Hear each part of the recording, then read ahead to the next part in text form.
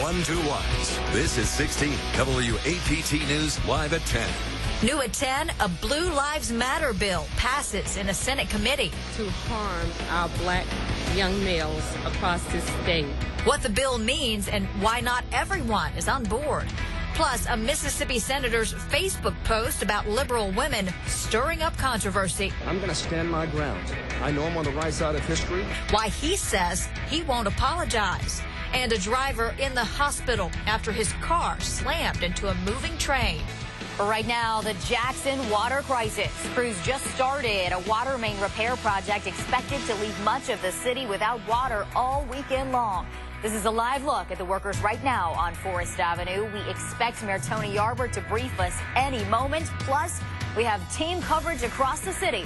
But first, let's get straight to Chief Meteorologist David Hartman with your weather first. Well, tonight, the city is bracing for an unprecedented water outage. Just about 2 hours ago, crews started repair work on the 48-inch water main on Forest Avenue that's been gushing water like this since January.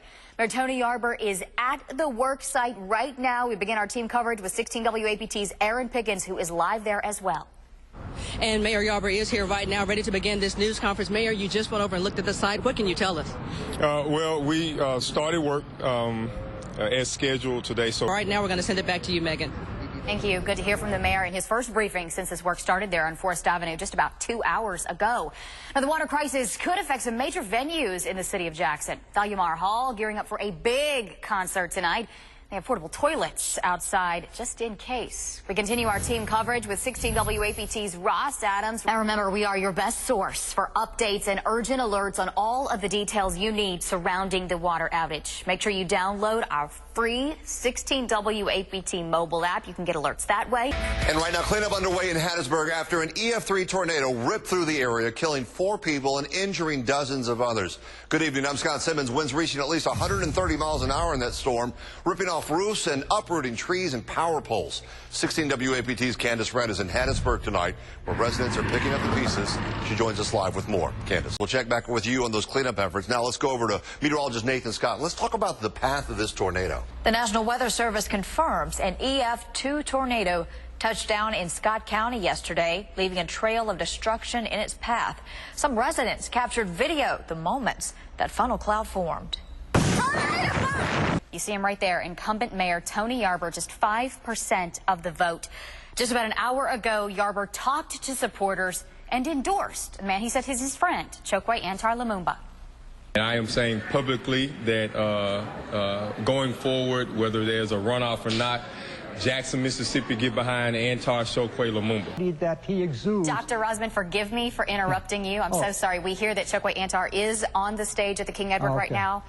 We're going to try to take him live if we can pull up that shot.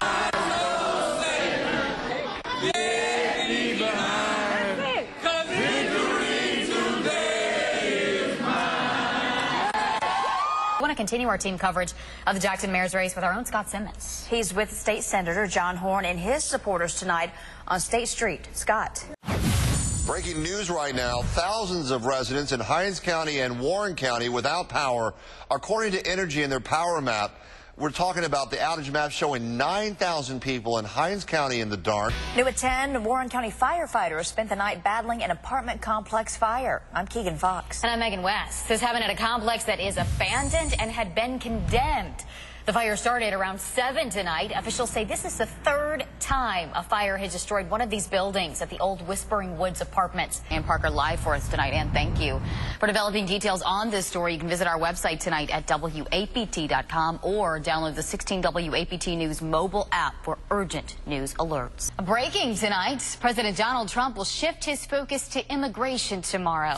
The Associated Press says he will roll out several executive orders, including his proposed wall along the U.S.-Mexico border. It temporarily stops travelers from 7 countries linked to terror. The demonstrators are rallying for travelers detained at airports all across the country.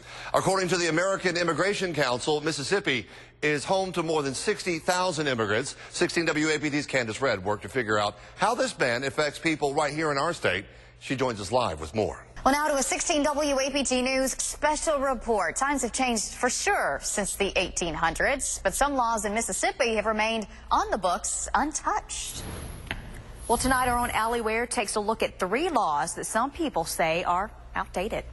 A nationwide search for a suspect accused of killing a Rankin County woman and shooting another.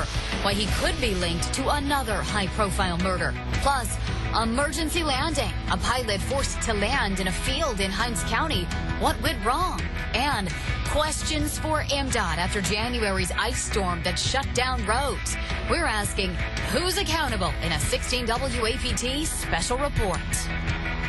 The 89th Academy Awards just ending tonight with a huge shocker, a mix-up for Best Picture. Presenters had the wrong envelope, gave the award to La La Land. Turns out Moonlight was the real winner, and producers had to clear it up on stage.